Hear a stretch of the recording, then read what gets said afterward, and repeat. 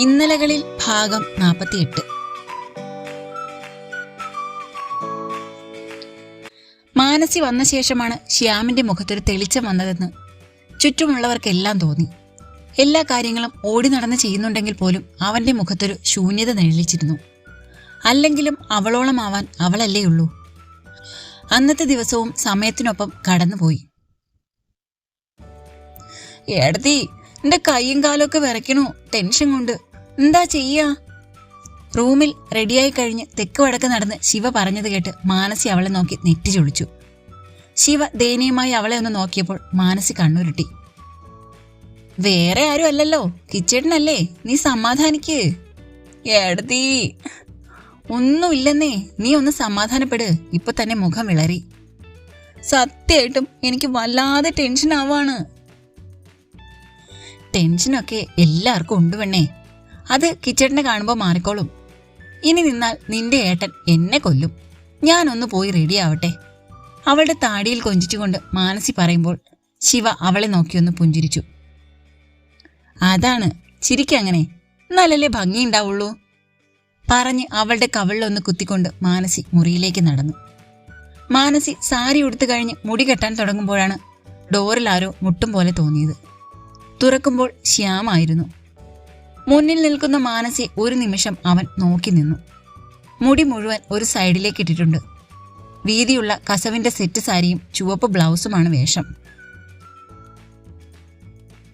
എന്നെ നോക്കിക്കൊണ്ട് നിൽക്കാതെ റെഡിയാവ് വന്ന് പറഞ്ഞുകൊണ്ട് അവൾ അകത്തേക്ക് നടന്നു. കണ്ണാടിയിൽ നോക്കി മുടി കോതി നിൽക്കുമ്പോഴാണ് പിന്നിൽ നിന്ന് അവന്റെ കൈകൾ അവളെ വലയം ചെയ്തത്. ഒരു പുഞ്ചിരിയോടെ അവൾ അവന്റെ നെഞ്ചിലേക്ക് ചാഞ്ഞു നിന്നു. ഞാൻ എത്ര മിസ് ചെയ്യുന്നുണ്ടെന്നറിയോ? പതിഞ്ഞ സ്വരത്തിൽ അവൻ പറയുമ്പോൾ അവന്റെ കൈകൾക്കുള്ളിൽ നിന്ന് തന്നെ അവൾ അവനഭിമുഖമായി തിരിഞ്ഞു. ഞാനും. അവളുടെ സ്വരവും പതിഞ്ഞു പോയിരുന്നു.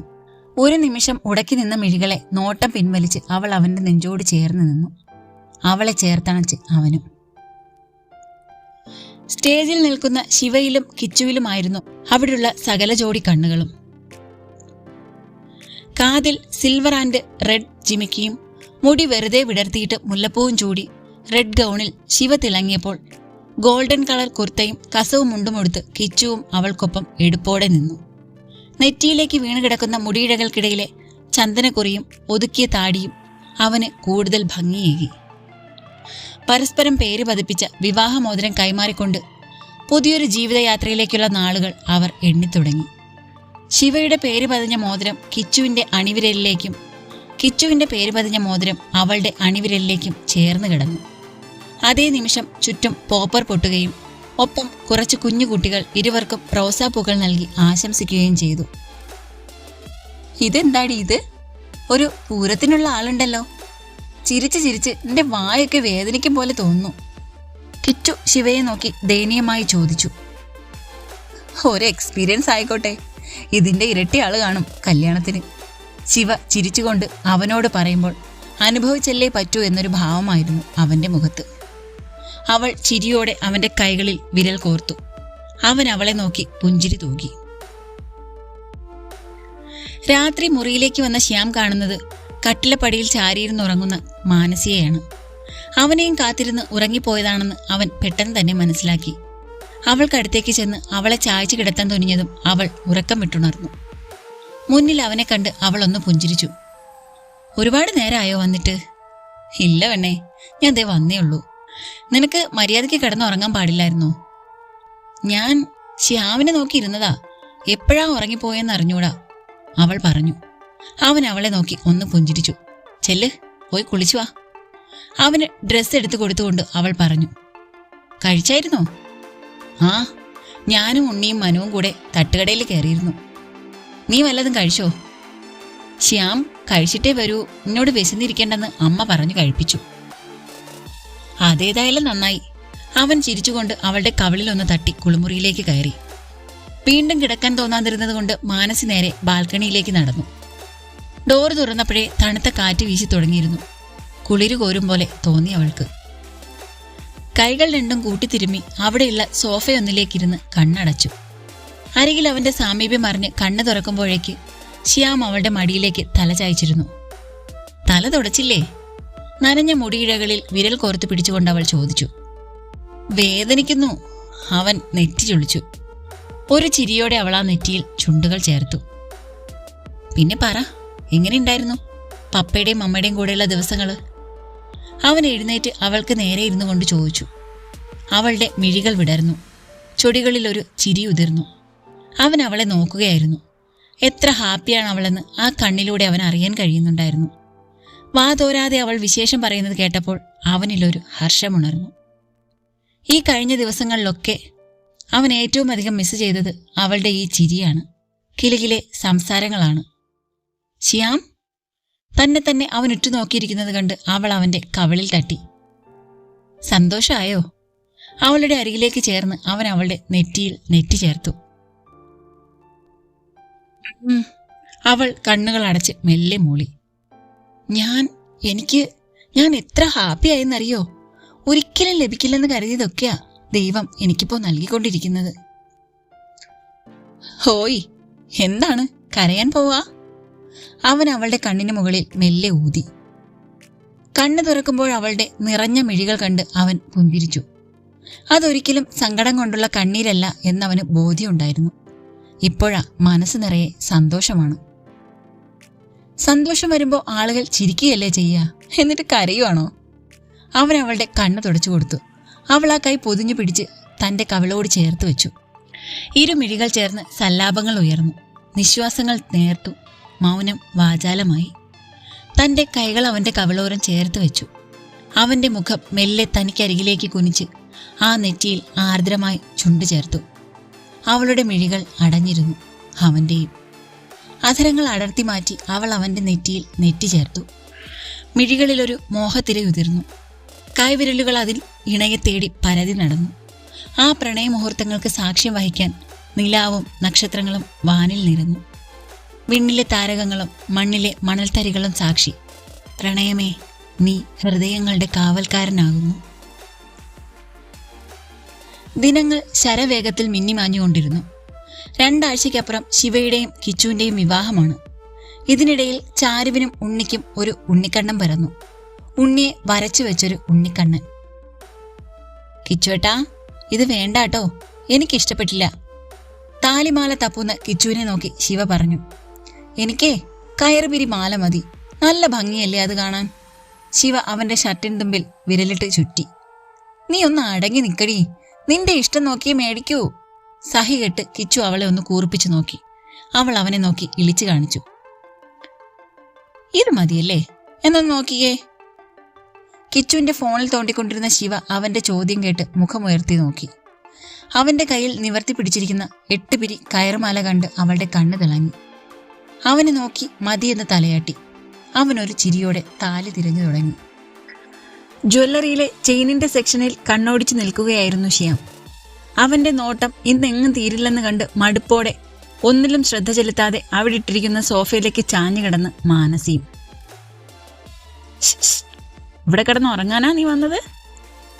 അല്പനേരത്തിന് ശേഷം കാതരിയിലേക്ക് ചേർന്ന് പതിഞ്ഞൊരു സ്വരത്തിൽ ശ്യാം ചോദിക്കുമ്പോൾ മാനസി കണ്ണു തുറന്ന് അവനെ ഒന്ന് നോക്കി. രാത്രി മനുഷ്യനെ കിടത്തി ഉറക്കണം, അല്ലെങ്കിൽ ഇങ്ങനെ ഇരിക്കുന്നിടത്തിരുന്ന് ഉറങ്ങേണ്ടി വരും. അവൾ അവനെ നോക്കി മുഖം കോട്ടി പറഞ്ഞു. അവന്റെ തോളിലേക്ക് തന്നെ ചാഞ്ഞിരുന്നു. വേണ്ടായിരുന്നു. ചോദിക്കാൻ പോയത് അബദ്ധമായെന്ന മട്ടിൽ അവനൊന്ന് ചമ്മിക്കൊണ്ട് താടി ചൊറിഞ്ഞു. വേറെ ആരും കേട്ടിട്ടില്ല. വേറെ ആരെങ്കിലും കേട്ടോ എന്ന് കണ്ണുകൾ കൊണ്ട് തിരയുന്ന ശ്യാമിനോട് കണ്ണുകൾ തുറക്കാതെ തന്നെ പറയുന്ന അവളെ അവനൊന്ന് ചുഴിഞ്ഞു നോക്കി. സ്വർണമെല്ലാം എടുത്ത് ബില്ലും പേ ചെയ്ത് നേരെ പോയത് ബാങ്കിലേക്കായിരുന്നു. വിവാഹത്തിന് ഇനിയും 2 ആഴ്ച ബാക്കിയുള്ളതുകൊണ്ട് എടുത്ത സ്വർണമെല്ലാം ലോക്കറിൽ സൂക്ഷിച്ചു. അവിടുന്ന് നേരെ കല്യാണിലേക്ക് പോയി. കുറേയേറെ സാരികൾ തിരഞ്ഞെങ്കിലും ശിവയ്ക്കും കിച്ചുവിനും ഒന്നും ഇഷ്ടപ്പെട്ടില്ലെന്ന വട്ടായിരുന്നു. അവസാനം ഒരു ക്രീം ആൻഡ് ഗ്രീൻ കളർ കല്യാണപ്പെട്ട് മാനസി അവൾക്ക് നേരെ എടുത്തു കാണിച്ചു. കിച്ചുവും ശിവയും പുഞ്ചിരിയോടെ തമ്മിൽ നോക്കി. അത് കണ്ട് മാനസിയും ശ്യാമും പുഞ്ചിരിച്ചു.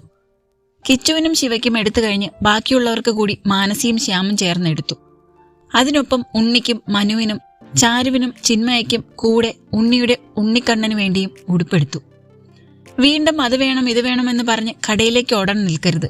പോകുന്ന പോക്കിൽ എല്ലാം മേടിച്ചിട്ട് വേണം വരാൻ എന്ന് ശിവയ്ക്കും മാനസിക്കും താക്കീത് കൊടുത്തിട്ടാണ് ശ്യാം അവരെയും കൊണ്ട് ഇറങ്ങിയത് തന്നെ.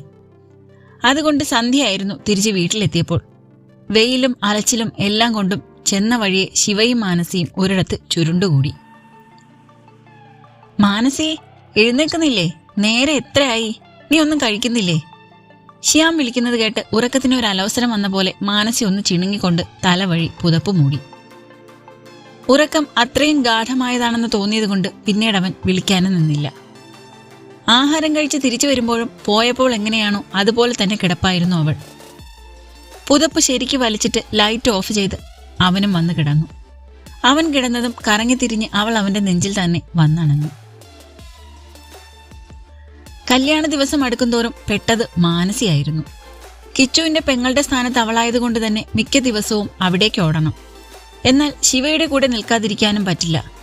രണ്ടിടത്തുമായി നിൽക്കുമ്പോഴുള്ള അവളുടെ ബുദ്ധിമുട്ട് മനസ്സിലായതുകൊണ്ട് കിച്ചു കല്യാണത്തിന് 2 ദിവസം മുന്നേ അവിടേക്ക് ചെന്നാൽ മതിയെന്ന് പറഞ്ഞു. അതുകൊണ്ട് തന്നെ കല്യാണത്തിന് 2 ദിവസം മുന്നേ ശ്യാം അവളെ അവിടെ കൊണ്ടുചെന്നാക്കിയിരുന്നു. ചന്ദ്രോത്തെ അത്രയും ഇല്ലെങ്കിലും അവിടെയും തിരക്ക് തന്നെയായിരുന്നു. മനു ശ്യാമിന്റെ കൂടെ നിന്നപ്പോൾ ഉണ്ണി കിച്ചുവിനൊപ്പം അവിടുത്തെ കാര്യങ്ങൾ കോടി. കിച്ചുവിന്റെ അച്ഛൻ വീട്ടുകാരുമായിട്ട് അത്ര രസത്തിലല്ലായിരുന്നു.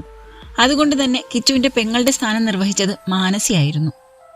കിച്ചുവിന്റെ വല്യച്ഛന്റെ മകൾ ഭദ്രയെക്കുറിച്ച് ശ്രീലത പറഞ്ഞപ്പോഴും തന്റെ പെങ്ങളുടെ സ്ഥാനം നിർവഹിക്കാൻ മാനസി മതിയെന്ന തീരുമാനം പറഞ്ഞത് കിച്ചു ആയിരുന്നു. തലേന്നത്തെ വളയിടൽ ചടങ്ങ് കഴിഞ്ഞ് ചുറ്റും കണ്ണുകൾ കൊണ്ട് ശ്യാമിനെ പരതി നടപ്പാണ് മാനസി.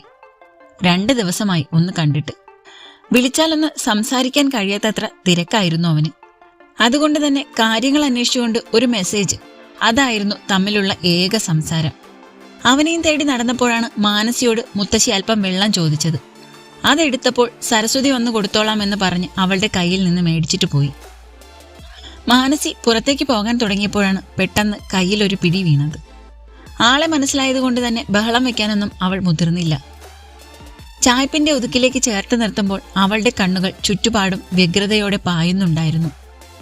ചെറിയൊരു പരിഭവത്തോടെ അവളുടെ മുഖത്തെ താടിത്തുമ്പിൽ പിടിച്ചവൻ തനിക്ക് നേരെ ഉയർത്തി. ഇതെന്തായത്? ആരെങ്കിലും കാണും, ഒരുപാട് പേരുള്ള പറഞ്ഞുകൊണ്ട് അവനെ നോക്കി അവൾ ബാക്കി പറയാനാകാതെ അവന്റെ മുഖത്തേക്ക് തന്നെ നോക്കി നിന്നുപോയി. ക്ഷീണം ആ കണ്ണുകളിൽ വ്യക്തമാണ്. കണ്ണുകളിലാകെ ചുവപ്പ് ബാധിച്ചിരുന്നു. ഒന്നുയർന്ന് അവന്റെ കണ്ണുകളിൽ അവൾ അധരങ്ങൾ ചേർത്തു, നെറ്റിയിലും. ഉറങ്ങണമൊന്നുമില്ലേ? നല്ല ക്ഷീണമുണ്ടല്ലോ മുഖത്ത്. കവിളിൽ തലോടി അവൾ ചോദിക്കുമ്പോൾ അവളെ മുറുകെ പുണർന്ന് ചുമലിൽ താടി ചേർത്ത് നിന്നു. ഓരോന്നിനും ഓടുവല്ലേ, അതിനിടയ്ക്ക് ഉറക്കമൊക്കെ കണക്കാ പറയുമ്പോൾ ശ്യാമിന്റെ മുടിയിഴകൾക്കിടയിലൂടെ മാനസിയുടെ വിരലുകൾ പരതി നടക്കുന്നുണ്ടായിരുന്നു. പോട്ടെ, അന്വേഷിക്കുന്നുണ്ടാവും. ആരും അന്വേഷിക്കില്ല, ഞാൻ അമ്മയെ പറഞ്ഞേൽപ്പിച്ചിട്ടുണ്ട്. നീ ഇന്ന് തിരിച്ചു പോണ്ടാട്ടോ. അത് പറഞ്ഞപ്പോൾ ചുമലിൽ അമർന്ന അവന്റെ മുഖം അവൾ തനിക്ക് നേരെ ബലമായി പിടിച്ചുയർത്തി. കിച്ചുവിനോട് ഞാൻ പറഞ്ഞേൽപ്പിച്ചിട്ടുണ്ട്. നെറ്റിയിലൊന്ന് ചുംബിച്ചു പറഞ്ഞപ്പോൾ അവൾ പുഞ്ചിരിച്ചുകൊണ്ട് അവന്റെ നെറ്റിയിലും ചുണ്ടു ചേർത്തു. രാത്രി ഏറെ നേരം വൈകിയിരുന്നു. എല്ലാവരും കിടക്കാനായി ചെല്ലുമ്പോൾ ശ്യാം വരുമ്പോഴേക്കും സമയം 2 ആയിരുന്നു. മുറിയിലേക്ക് കയറുമ്പോൾ കാണുന്നത് മാനസിയുടെ നെഞ്ചിലേക്ക് ചാഞ്ഞിരിക്കുന്ന ശിവയെയാണ്. ഇടയ്ക്ക് പുറത്തേക്ക് ചീന്തിത്തെറിക്കുന്ന വിതുമ്പലുകളിലാണ് അവൾ കരയുകയാണെന്ന് അവൻ മനസ്സിലാക്കിയത്. ദേവൂട്ടി? ശ്യാം അവൾക്കരികിലേക്ക് ചെന്ന് വിളിക്കുമ്പോൾ ശിവ ഞെട്ടിത്തിരിഞ്ഞു നോക്കി. കണ്ണൊക്കെ തുടച്ച് ഒന്ന് പുഞ്ചിരിക്കാൻ ശ്രമിച്ചെങ്കിലും തനിക്ക് നേരെ കൈവിടർത്തി നിൽക്കുന്ന അവനെ കണ്ടപ്പോൾ വീണ്ടും നെഞ്ചിൽ സങ്കടം അലതല്ലിയവൾക്ക്. ജനിച്ച വീടും അച്ഛനെയും അമ്മയെയും ഏട്ടനെയും ഉപേക്ഷിച്ച് വല്ലപ്പോഴും ഒരു വിരുന്നുകാരിയായി മാത്രം സ്വന്തം വീട്ടിലേക്ക് വരേണ്ടി വരുന്ന ഓരോ പെണ്ണിന്റെയും നിസ്സഹായത അവളിലും നിറഞ്ഞിരുന്നു. ഒരു വശത്ത് ഹൃദയം നിറച്ച് സ്നേഹിച്ച വീട്ടുകാരും മറുവശത്ത് ഹൃദയം കൊടുത്ത് സ്നേഹിച്ച നല്ല പാതിയും. പെണ്ണ് ഏറ്റവും തളർന്നു പോകുന്ന നിമിഷം അതാണ്. പ്രണയത്തിനും കുടുംബത്തിനും നടുവിൽ പെട്ടുഴലുന്ന ആ നിമിഷങ്ങളിൽ. എനിക്ക് പോണ്ടേട്ടാ, വിതുമ്പലോടെ അവൾ പറയുമ്പോൾ ഒരു വേള അവന്റെ കണ്ണുകൾ നിറഞ്ഞു. മകളെപ്പോലെ കൊണ്ടു നടന്നവളാണ്. നാളെ മുതൽ ഒരു അതിഥിയായി മാത്രം ജനിച്ച വീട്ടിലേക്ക് വന്നു കയറാൻ വിധിക്കപ്പെട്ടവൾ. അവൻ അവളെ മുറുകെയൊന്ന് പൊതിഞ്ഞു പിടിച്ചു. അവരെ നോക്കി നിന്ന മാനസിയുടെ കണ്ണുകൾ നിറഞ്ഞു. വന്ന നാൾ മുതൽ അമ്മയുടെ സാരിത്തുമ്പിൽ ചുറ്റിപ്പിടിച്ച് നടക്കുന്നൊരു കൊച്ചുകുട്ടിയെപ്പോലെ ഏടത്തി എന്ന് വിളിച്ച് എന്നും അവൾ പിന്നാലെയുണ്ടായിരുന്നു. നാളെ മുതൽ അങ്ങനെ ഒരു വിളി ഓർമ്മയിലേക്ക് ചുരുങ്ങുമോ എന്നൊരു നൊമ്പരം അവളുടെ ഹൃദയത്തിലും ആഴ്ന്നിറങ്ങി. ശ്യാമിന്റെയും മാനസിയുടെയും നടുക്ക് കിടക്കുമ്പോൾ പോലും ശിവയുടെ കണ്ണുകൾ ഇടതടവില്ലാതെ നിറഞ്ഞൊഴുകി. അത്രമേൽ ഹൃദയം തൊട്ട സ്നേഹമുള്ളിടത്തെല്ലാം വേർപാട് കണ്ണീരുപ്പ് കലർന്നതായിരിക്കും. മാനസിയുടെ കൈകൾ പതിയെ ശിവയെ ചേർത്ത് പിടിക്കുമ്പോൾ ശ്യാമിന്റെ കൈകളും അവളുടെ കൈകൾക്ക് മേൽ അവൾക്കായി സ്നേഹത്തിന്റെ ഒരു ആവരണം തീർത്തിരുന്നു. മുത്തശ്ശിയുടെ കാലിൽ തൊട്ട് അനുഗ്രഹം മേടിക്കുന്ന നേരം അറിയാതെ ആ കാലുകൾ പിടിച്ചവളൊന്ന് തേങ്ങി. മുത്തശ്ശി അവളെ ചേർത്ത് പിടിച്ച് അവളുടെ നെറ്റിയിലൊന്ന് ചുംബിച്ചു. ചന്ദ്രന്റെയും സരസ്വതിയുടെയും അനുഗ്രഹം മേടിക്കുമ്പോഴെല്ലാം അവളുടെ കണ്ണുകൾ നിറഞ്ഞു തന്നെയിരുന്നു. എത്രയൊക്കെ ശ്രമിച്ചിട്ടും ആ വേദന കണ്ണുനീരായി ഹൃദയം പിന്തള്ളിക്കൊണ്ടേയിരുന്നു. ശ്യാമിന്റെ നെഞ്ചിലേക്ക് വീഴുമ്പോൾ അവളുടെ കണ്ണുനീർ സർവ്വസീമകളും ലംഘിച്ചിരുന്നു. അയ്യേ, ദേ മേക്കപ്പൊക്കെ കൊള്ളാവും കേട്ടോ ദേവുട്ടി. അവളെ ചേർത്ത് പിടിച്ച് കളിയോടെ പറയുമ്പോഴും ആ കണ്ണുകളിലെ പിടച്ചിൽ മാനസി അറിഞ്ഞിരുന്നു. മാനസിയുടെ കാലിൽ വീണ് അനുഗ്രഹം മേടിക്കാൻ തുടങ്ങുമ്പോൾ മാനസി അവളെ തന്നോട് ചേർത്ത് പിടിച്ചു. സന്തോഷമായിട്ട് ഇരുന്നാ മതി നീ, ഏട്ടത്തിയുടെ പ്രാർത്ഥന എന്നും ഉണ്ടാവും. തലയിലൊന്ന് തലോടി മാനസി പറയുമ്പോൾ ശിവ തെളിഞ്ഞതല്ലെങ്കിലും ഒരു പുഞ്ചിരി അവൾക്കായി മടക്കി നൽകി. മന്ത്രോച്ചാരണങ്ങളുടെ അകമ്പടിയോടെ കിച്ചുവിന്റെ പേരുകൊത്തിയ താലി ശിവയുടെ നെഞ്ചിലേക്ക് ചേർന്ന് കിടന്നു. ആ സമയം ശ്യാമിന്റെയും ചന്ദ്രന്റെയും കണ്ണുകൾ നിറഞ്ഞിരുന്നു. മാനസി അവന്റെ ചെറുവിരലിൽ തന്റെ വിരൽ കോർത്തു പിടിച്ചു. ശ്യാം തെളിഞ്ഞ ഒരു ചിരിയോടെ അവളെ നോക്കുമ്പോൾ അവൾ അവനെ നോക്കി കണ്ണു ചിമ്മി. കിച്ചുവിന്റെ വിരലുകൾ സീമന്തരേഖയെ ചുവപ്പിക്കുമ്പോൾ ശിവയുടെ മിഴികളിൽ തെളിഞ്ഞതത്രയും പ്രാണനായവനോടുള്ള അതിരുകവിഞ്ഞ പ്രണയവും അവന്റെ പാതിയാവാൻ കഴിഞ്ഞ സന്തോഷവുമായിരുന്നു. കൈകോർത്തു പിടിച്ച് അഗ്നിയെ വലം വയ്ക്കുമ്പോൾ ഇനി ഈ ജീവിതത്തിൽ നീ ഒപ്പമുണ്ടാവണമെന്ന് മൗനമായവർ പരസ്പരം ഒഴിഞ്ഞു. ഇറങ്ങാൻ സമയമായി എന്ന് പറയുന്നേരം അതുവരെ പുഞ്ചിരിയോടെ നിന്നിരുന്ന അവൾ ഞൊടിയിടയിൽ മ്ലാനമായി. സരസ്വതിയെ കെട്ടിപ്പിടിച്ച് പൊട്ടിക്കരയുന്നേരം ആ കാഴ്ച കണ്ട് ചുറ്റും കൂടി നിന്നവരുടെ മിഴികളും നിറഞ്ഞു. ചന്ദ്രൻ ചിരിയോടെ അവളെ ചേർത്ത് പിടിച്ചെങ്കിലും ഏതോ നിമിഷത്തിൽ അയാളും കരഞ്ഞു പോയിരുന്നു. ഇതെന്താടി, ഡാമോ? കരഞ്ഞുകൊണ്ട് തന്നെ ചേർന്ന് നിൽക്കുന്ന ശിവയുടെ കണ്ണുകൾ തുടച്ചുകൊണ്ട് ശ്യാം ചോദിച്ചു. നല്ലൊരു കല്യാണം ഇവള് കരഞ്ഞ് കുളാക്കി. ഇന്നലെ രാത്രി തുടങ്ങിയതാ.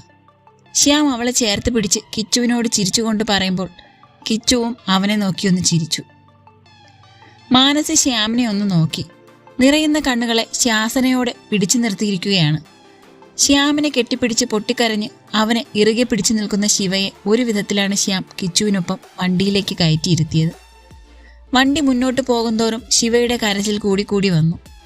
കിച്ചു അവളെ നെഞ്ചിലേക്ക് ചേർത്ത് പിടിച്ചു. അവന്റെ നെഞ്ചിലേക്ക് ചേർന്ന് കണ്ണുകൾ ഇറുക്കി അടച്ചവൾ കണ്ണുനീരിനെ പിടിച്ചു നിർത്താൻ ശ്രമിച്ചു. വണ്ടി കണ്ണിൽ നിന്നും മറയും വരെ ശ്യാമും ചന്ദ്രനും സരസ്വതിയും മാനസിയും എല്ലാം മുറ്റത്ത് തന്നെ നിന്നു. പതിയെ എല്ലാവരും അകത്തേക്ക് കയറുമ്പോൾ മാനസി സരസ്വതിയുടെ അരികിലേക്ക് പോയി. വിങ്ങിപ്പൊട്ടുന്ന ആ അമ്മയെയും അച്ഛനെയും ഒന്ന് ആശ്വസിപ്പിച്ചുകൊണ്ട് മുറിയിലേക്ക് എത്തുമ്പോൾ കട്ടിലിലേക്ക് ചാരി കണ്ണുകൾ അടച്ചിരിക്കുകയായിരുന്നു ശ്യാം. അവൾ അവനരികിലേക്ക് നീങ്ങി പതിയെ അവനെ തന്നോട് ചേർത്ത് പിടിച്ചു. സാരിയുടെ ഇടയിലൂടെ അണിവയറിലേക്ക് പടരുന്ന തണുപ്പറിഞ്ഞ് അവൾ ഒന്നുകൂടെ അവനെ മുറുകെ പൊതിഞ്ഞു പിടിച്ചു. എത്രയൊക്കെ ഒളിപ്പിച്ചാലും കളിചിരികളും കണ്ണുനീരുമെല്ലാം അവൻ പങ്കുവയ്ക്കാറുള്ളത് അവളോടാണ്. ആ ഹൃദയമുരുകുന്ന വേദന അവൾ അറിഞ്ഞില്ലെങ്കിൽ പിന്നെ ആരറിയാനാണ്? വയറിന് കുറുകെ അവന്റെ പിടി നിമിഷം പ്രതി മുറുകിക്കൊണ്ടിരുന്നു. അവളുടെ കൈകൾ അവന്റെ മുടിയിൽ തലോടി. പതിയെ മുഖമുയർത്തി നിറഞ്ഞൊഴുകിയ ആ മിഴികളിലെ കണങ്ങൾ അവളുടെ അധരങ്ങൾ ഒപ്പി. അവനരികിലേക്ക് ഇരുന്നു കൊണ്ട് അവൾ അവനെ മാറോട് ചേർത്തു. ആ നിമിഷം ഭാര്യയേക്കാൾ ഉപരി അമ്മയിലേക്ക് അവൾ പരിവർത്തനപ്പെടുകയായിരുന്നു. മക്കളുടെ വേദനകൾ സ്വന്തം വേദനയായി കണ്ട് നെഞ്ചിലേറ്റുന്ന അമ്മയിലേക്ക്. തുടരും. അടുത്ത പാട്ടുമായിട്ട് അടുത്ത ദിവസം കാണാം കേട്ടോ.